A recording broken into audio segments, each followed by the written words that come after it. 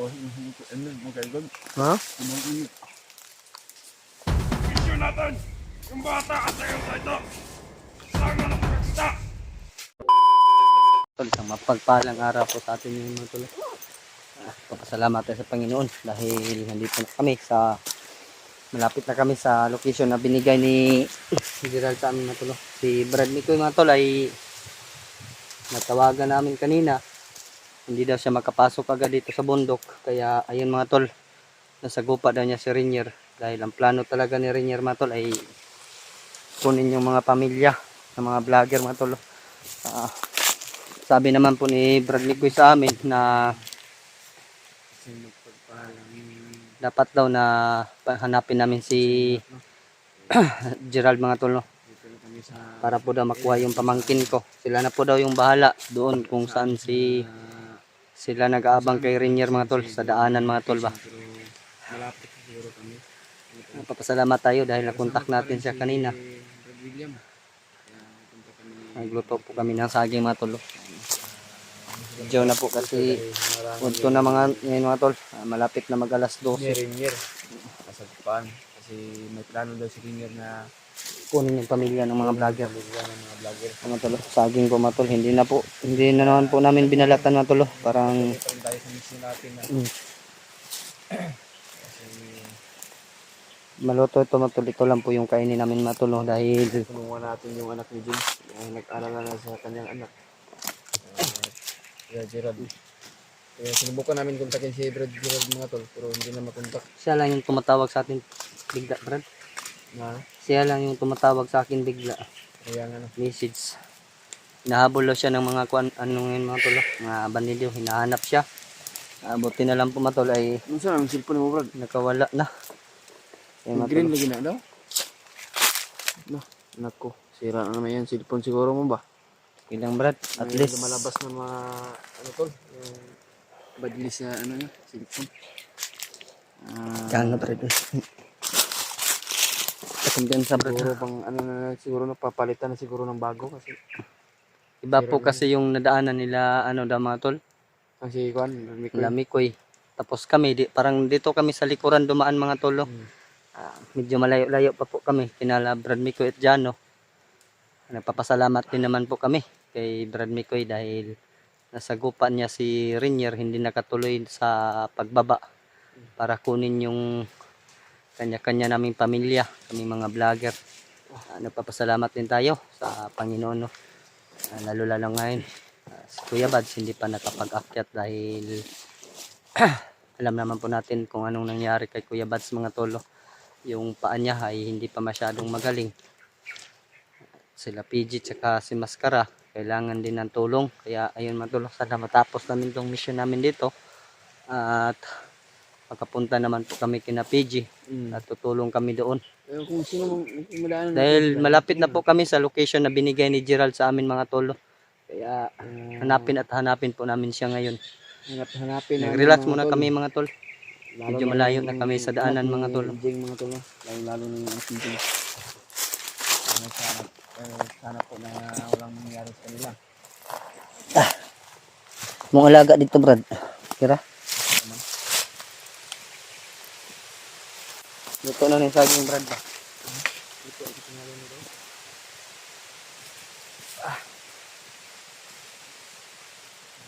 Gutom na ko ba? Saan ang oras? Alas 12 ng siguro sa udto?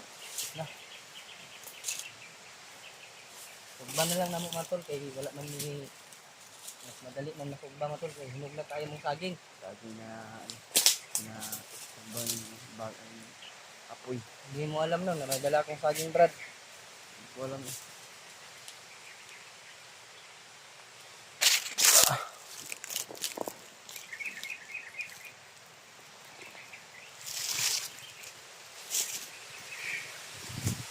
Brad Alpha ba wala pa akong balita kung Brad Alpha no? dito no, libre pa. Sigurado natin lutuin yung saging Brad dahil masarap pag maluto ang saging.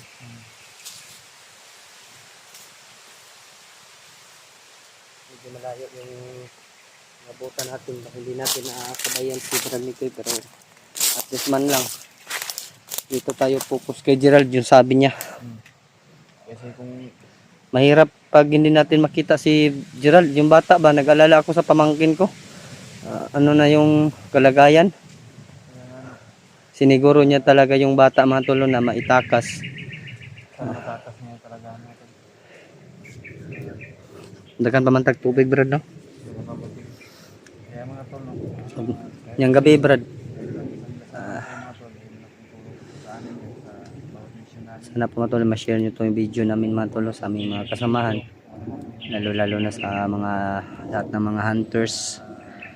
Sa inyo din po mga tol. Sana po mga tol ay Walang sawang suporta. magpapasalamat din tayo sa inyo dahil andyan kayo, hindi kayo nagsawang sumuporta sa amin.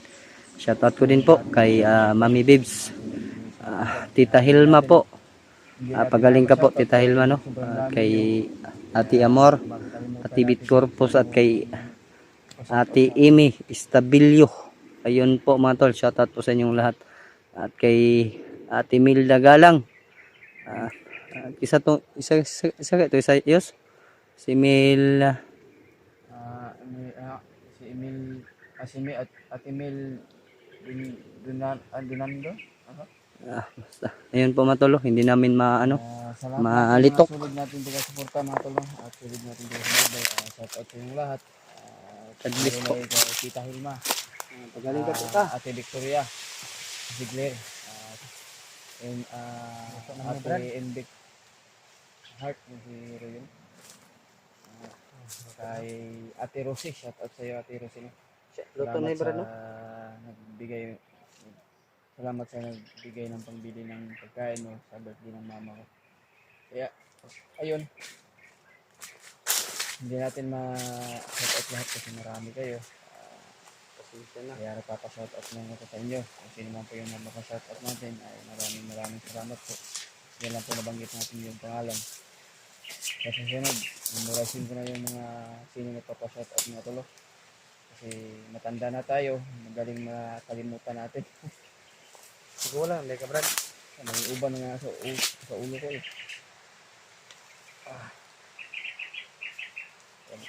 Nagitim na yung balat. Luto na siguro ni brad.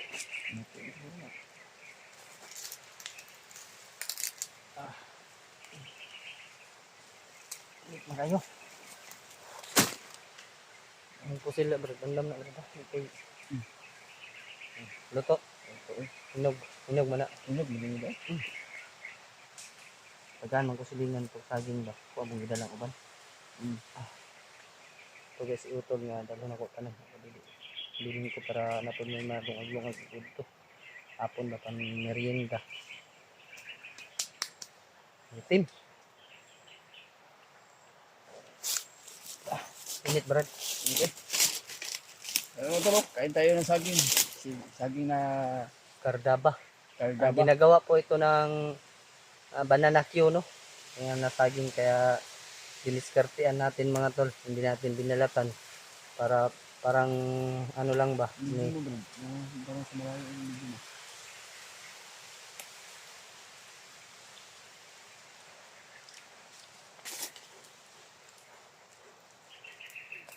Itim na yung saging brad. Oh.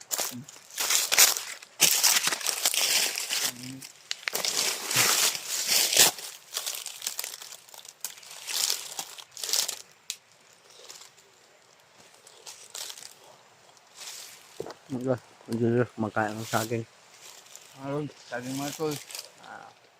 Pagka lutulo yung mga laway nyo ba, kumakain kayo. Parang gilongag naman, parang niloto ko lang sa, parang bigas ba niloto ko, hindi ko binalatan. Sarap ng bagaw, yung sumba ng karne ba?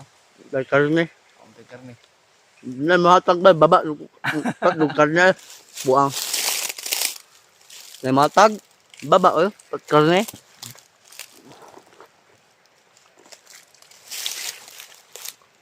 Kain po tayo inyo mga tol, ng saging po mga tol. Nagpapahinga muna kami ni Brad Julius. Bago kami patuloy sa paglalakbay namin. Hanapin namin yung sila Gerard tsaka yung pamangkin ko mga tolo. Sana po matulay pagdasal nyo na para makita po namin yung pamangkin ko tsaka si Gerald at para makarelax naman po si Gerald mga tolo.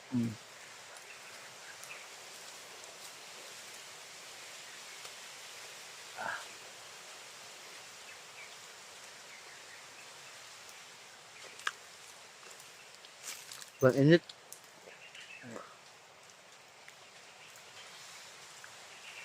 Oh, Dahil ano, magagod. ha? Inang init.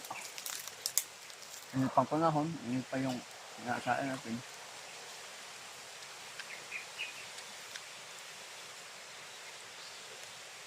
Tagal, tamakal mo.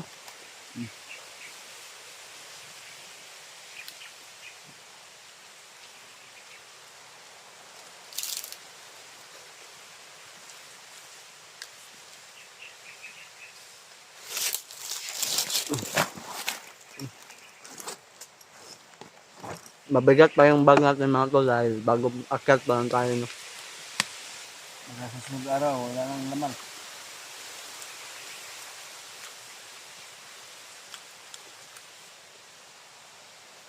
Ayan mga tol, ang pagkakit no, wala naman siguro po na nakaharang sa amin kaya nagalian kami kasi kailangan yung tulong ng bata lalo na si Gerald. Kaya pagdasan mo kami mga tol sa bawat mission namin, sa bawat lakad namin. Kaya yan lang po yung tangi natin tinatawag ng ating Panginoon Diyos talaga mga tol. Yun ang ating sandata, yung Panginoon. Siya po yung lagi na gumagabay sa atin. Kahit yung masasama na tao, Brad, marunong din yan tumawag ng Panginoon. Lalo na nasa kagipitan na. Sure bulak ko, Brad, tatawag at tatawag yan ng Panginoon. Yan. Kaya tayo, kahit naghihirap tayo, huwag tayong mawala ng pag-asa. Di ba, mga tol? Tama po yung sinasabi ko, mga tol. Kaya, Huwag mawawalan ng pag-asa. marunong ka pala magkanta. Darating ng ligaya. Ang isipin mong may bukas pa. Yan po, matol, ha. Masaya ako na meron tayong kasama na umakyat man tol. Hindi tayo iniwan ni Brad Julius. Sa ngayon, mga tol, ay Parang nagkapatid na kami mga tol. sila Brad Sorry Mikoy. po kay Naintindihan Brad po Mikoy. namin si Brad Mikoy, Lalo mga na tol. si Brad Mikoy, Papasalamat ano, din naman po kami kay Brad Mikoy dahil tumawag si Brad Mikoy sa Yan amin. lang po ang mga kasamahan natin na turing ka mga kapatid mga tol. Si Brad Mikoy at si Jano. Hindi mang-iwan ba? No? Masakit mga tol pag iniwan ka, lalo na pag may girlfriend ka. Na? Nagka-try na nagka-girlfriend, Brad. Ha? Nagka-try, nagka-girlfriend. Dati, may girlfriend ako. Ako nga, Brad. Kaya na 100% jud, Brad. Pahugot naman din ako sa Facebook ko na Brad, ako, Brad, 100%. Wala, di ko uyab. Virgin. Virgin pa ko, Brad, 100%. medyo Na, kabalo man na sila nga, 100% virgin pa jud ko. ano ka babae. Wala pang nakaano sa akin ng babae. Walang Walang nakagalaw sa akin. walang nakagalaw. Dahil, ano ba, parang hindi ko gusto. Kaya, yun. Hindi tayo nagka-girlfriend. Girlfriend. Pero may nagsasabi naman ng mga supporter sa akin na darating at darating daw yun. Kaya nga, maghintay lang tayo. May nagsabi din na baka daw hindi pa pinanganak yung para sa akin. Sino ba yung nagsabi? Pandamay kayo. Matanda ka na. So, yung Matanda na yung edad ko, Brad. Pero yung utak ko parang 12 years old pa lang ito. Lagi. lang. Tanungin mo sila. Totoo yan. Asway. Ayun mga tol, medyo... Iya, Brad, bisan pagpangutan-on lagi mo, Brad, na mga supporter ba? Balo man na sila sa ako na dili man ko pilian pod pero na magkagusto sa ko. Tanaw pala nako, maglahi na. Ako gani nga ako. Wala lang pod sa ko. Pabot ra ko sa ihatag sa Panginoon Diyos na para sa atin na babae ba. Pero hintay lang tayo. Pero meron naman po ako na meron naman nagliligaw sa akin pero Sa'yo na, babae na ligaw sa'yo? pero Putik kamay. tanda yun. Matanda, ilang taon? Nasa 60 years. Sagutin mo na para may jowa ka na. Ano lang ako, mahiya lang ako kasi mas matanda pa siya sa akin. Mukhang mahiya. Pero hindi It doesn't matter man daw, yun ang sabi ng Noon pa, yung nag-aaral pa ako, hindi pa ako naging bandido. Patagal ko na yan narinig, age doesn't matter. Kaya nga, hindi sa basihan na sa edad. Oo, Kaya mahal ang isa't isa. Yung totoo na pagmamahal. pag mawala tayo dito sa mundo, brad, sa totoo lang. Tulad mo, tulad ko, pananglitan lang ha. For example lang, babae ka, lalaki ako. Magjowa tayong dalawa. Namatay tayong dalawa. Nalangit tayo doon. Pagkamatay natin, napunta tayo sa langit. Hindi na tayo pwede magligawan doon. Dahil kapatid na yung turing sa isa't isa doon. Oo. O, hindi ka na magkagusto ng babae. Yun. So, yun, mamuhay ka lang ng maayos doon ay maganda. Parang, ano ba? Anong tawag nun ay? Walang hanggan na Walang hanggang kabuhayan. magandang buhay talaga doon pag marating mo yung langit. Para magkaganon din tayo. No? Oo. Hindi kagaya ng mga ibang masasama dyan na parang Sarili lang nila iniisip. sarili iniisip. Pangit yun, Brad. Ako nga, Brad, nung bumili ako sa tindahan nung isang araw, hindi pa tayo makyat. Bumili ako ng mantika sa labas ba. May tindahan. Medyo malayo nga, mga 2 kilometro galing sa boarding house ko. May nadaanan ako na isang matanda na babae, tsaka yung lalaki ay apo niya, yung nagmamaniho ng motor. Nagbaktas lang ko kasi wala naman tayong masakyan.